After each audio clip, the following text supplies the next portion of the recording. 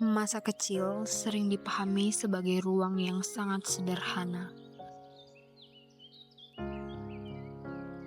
yang dimana masa kecil isinya tentang bermain, tertawa, dan menikmati kebebasan tanpa memikirkan banyak beban.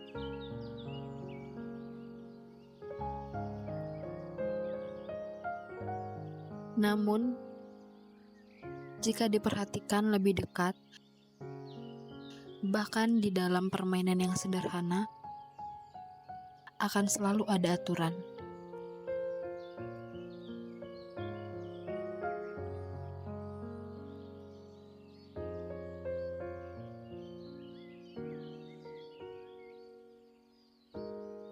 Selalu ada yang memimpin, dan selalu ada mereka yang mengikuti.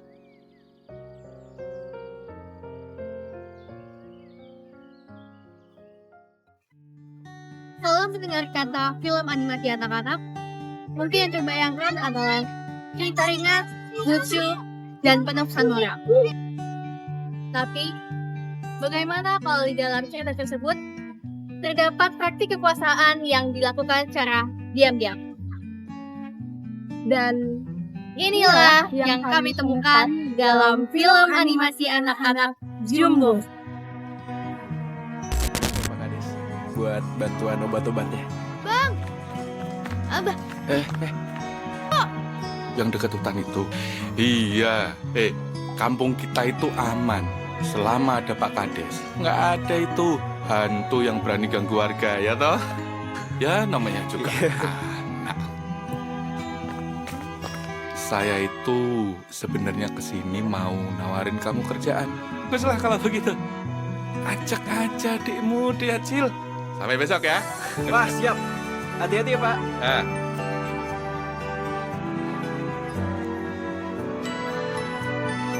Ida Setiawati. Ya, aku cubit ya. Jangan banyak gerak. Bapak tidak boleh merogoh. Ini bakal usir saya, Pak. Hantunya anak kecil, terus badannya bercahaya.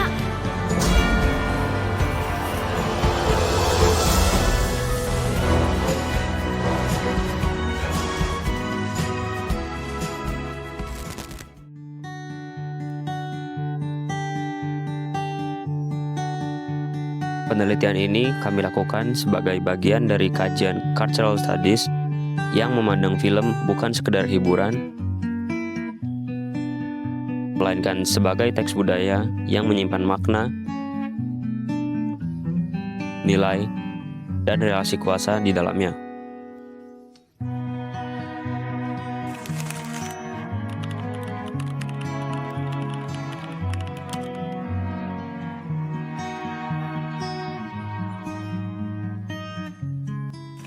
Halo semuanya, kami dari Kelompok 1, Sosiologi Budaya 2, Program Studi Sosiologi, Universitas Udayana. Perkenalkan, saya Aisyah. Fokus saya di sini ada pada perspektif cultural studies dan bagaimana budaya populer itu ada di film Jumbo.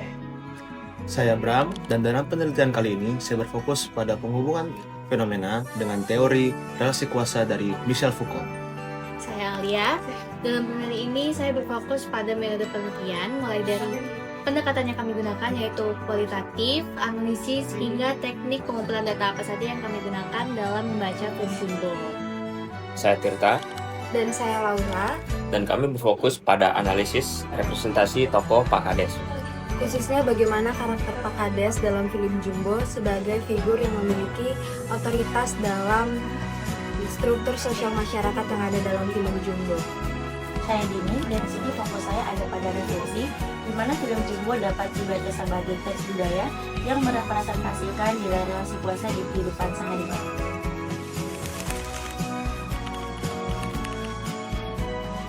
Guys, jadi menurut kalian nih, sebenarnya tuh Pak Kades menyalahgunakan kekuasaannya nggak sih? Mungkin ya, karena kan Pak Kades menggunakan posisinya untuk menentukan arah keputusan masyarakat tuh di film juga. Pak Kades juga karena dia mempunyai legitimasi di desanya itu, jadi dia suaranya itu paling didengar dan dia emang gampang mengatur mungkin mana yang benar mana yang salah menurut masyarakat di sana juga.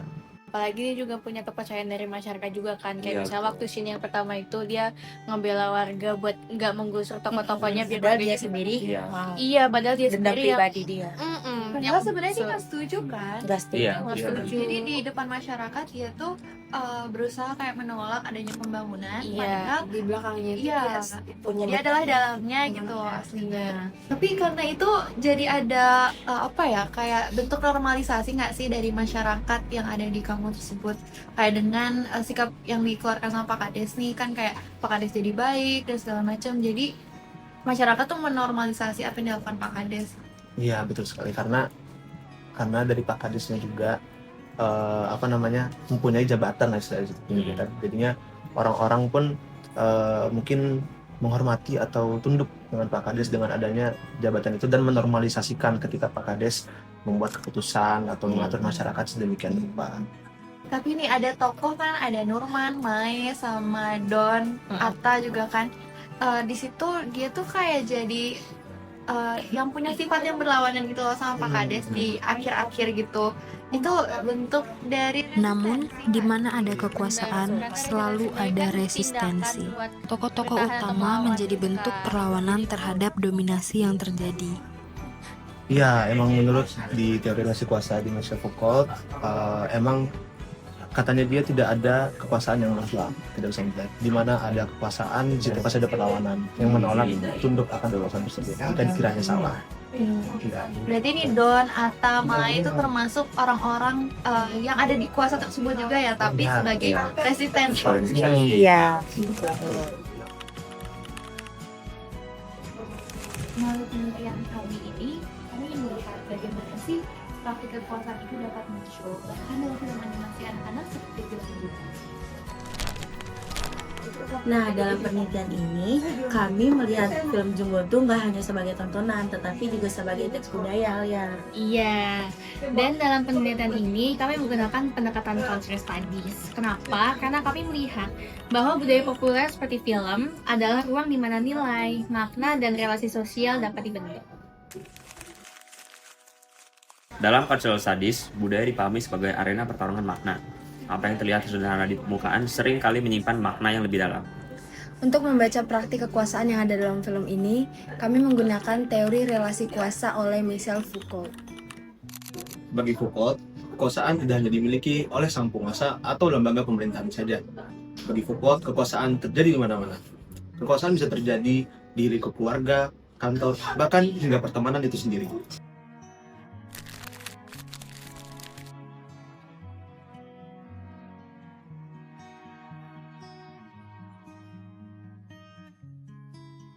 Proses penelitian ini kami mulai dengan menonton film Jumbo secara bersama-sama.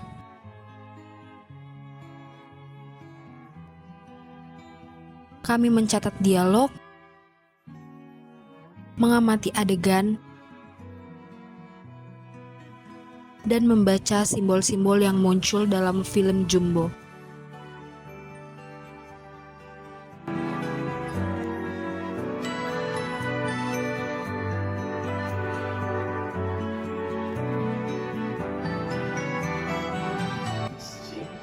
Dari proses dan juga penelitian yang udah kami lakukan dan kami lewati sebelumnya, kami menemukan fakta bahwa tokoh Pak Kades ini ternyata adalah salah satu titik penting dalam film ini, karena dari situ kita dapat membaca relasi kuasa yang ada pada film anak-anak seperti Jumbo ini.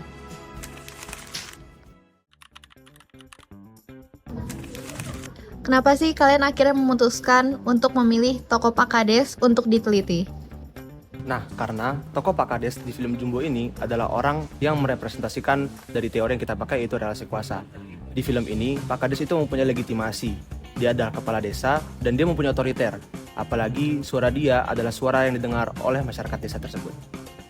Nah terus yang menarik itu, kuasa yang Pak Kades jalankan itu terlihat di publik nggak dengan cara yang kasar, tapi dengan justru itu halus dan juga lewat simbol dan juga bahasa. Jadi di sini tuh bukan membahas soal peran Pak Kades ini jahat atau baik ya? Nah, jadi di sini kebetulan bukan, karena yang kami lihat adalah bagaimana kuasa itu bekerja.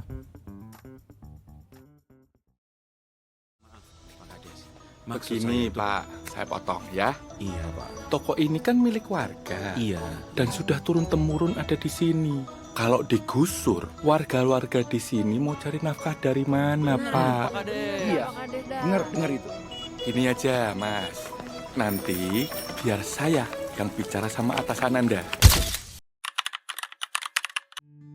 Kalimat ini terlihat sederhana, tetapi justru dalam kesederhanaan kalimat ini, legitimasi kuasa bekerja. Foucault menjelaskan bahwa bahasa adalah salah satu alat dari kekuasaan, dan ketika seorang berbicara atau berbahasa dan seseorang tersebut mempunyai posisi yang ada di otoritas, maka kata-katanya itu dapat lebih mudah untuk diterima dan juga dianggap sudah pasti benar. Dan itulah yang terjadi pada scene tersebut.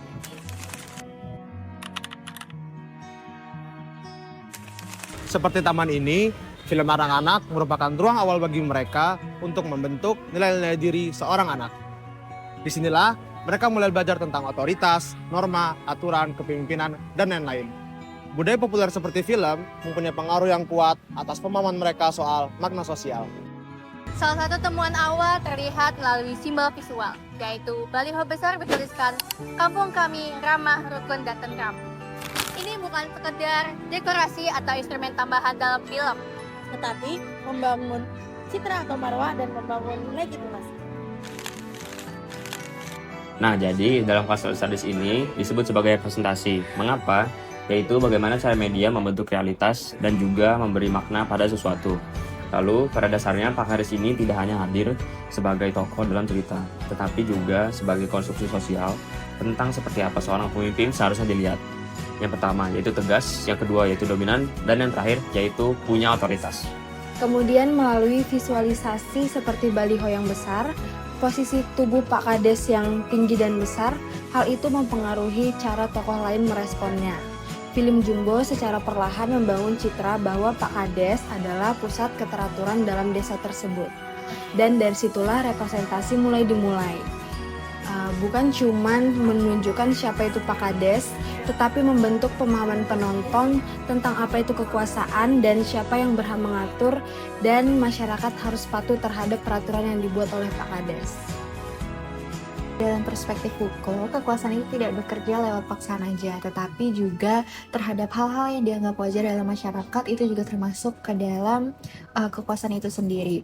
Lalu ketika Pak Kades digambarkan sebagai suatu simbol ketertiban dalam film tersebut, itu juga bukan hanya sebuah narasi yang dibentuk oleh film Jumbo itu, tapi juga di mana itu adalah proses normalisasi kekuasaan itu sendiri di dalam masyarakat. Buat bantuan obat-obatnya. Di adegan lain, praktik kekuasaan tidak lagi bekerja melalui simbol atau bahasa. Kampung kita itu aman selama ada Pak Kades. Nggak ada itu hantu yang berani ganggu warga, ya toh? Ya namanya juga anak. Terkadang lebih personal Sebenarnya kesini mau nawarin kamu kerjaan. dan lebih fisik. Sampai besok ya. Wah, siap. Hati-hati ya, Pak. Nah, oke, jadi dalam momen seperti ini, tubuh itu menjadi titik terpenting untuk membaca relasi kuasa. Pegangan pada bawacil mungkin terlihat sederhana, tetapi secara simbolik tindakan itu menunjukkan siapa yang mengendalikan situasi, siapa yang punya hak kuasa untuk mendekat, siapa yang punya hak untuk mengarahkan, dan siapa yang berada dalam posisi untuk menerima tekanan. Dan disinilah kekuasaan bekerja secara halus, bukan selalu dengan ancaman terbuka, tapi juga melalui kedekatan, gestur, dan kontrol yang tampak normal. Pada akhirnya penelitian ini membawa kami pada satu pemikiran sederhana, bahwa film animasi anak-anak ternyata tidak sesederhana seperti yang kita lihat pada umumnya. Di balik warna yang cerah, suasana yang cheerful, temanya yang suka tentang petualangan, kekeluargaan, dan juga persahabatan, ada nilai-nilai yang sedang dibangun. Ada relasi kuasa yang sedang dibentuk dan cara berpikir yang sedang dibentuk. Ada relasi sosial yang diperkenalkan dan dipertontonkan di dalamnya. Film Jumbo menunjukkan bahwa kekerasan tidak selalu hadir dalam bentuk dominasi yang keras. Kadang ia bekerja melalui simbol, bahasa, posisi sosial, dan melalui penerimaan orang-orang di sekitarnya. Melalui tokoh Pak Kades, Jumbo memperlihatkan bahwa kekuasaan itu bukan hanya sekedar siapa yang memimpin, tetapi bagaimana otoritas itu dibangun, bagaimana ia dijalankan, bagaimana ia diterima sebagai sesuatu yang wajar. Dan justru di titik itu kekuasaan menjadi yang paling kuat.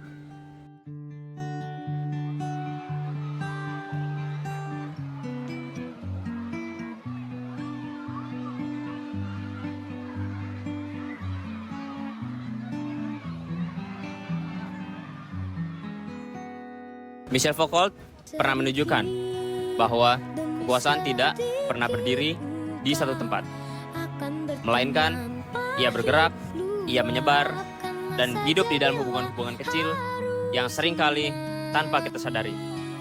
Dan itulah yang membuat film seperti Jumbo penting untuk dimaknai dan dipahami.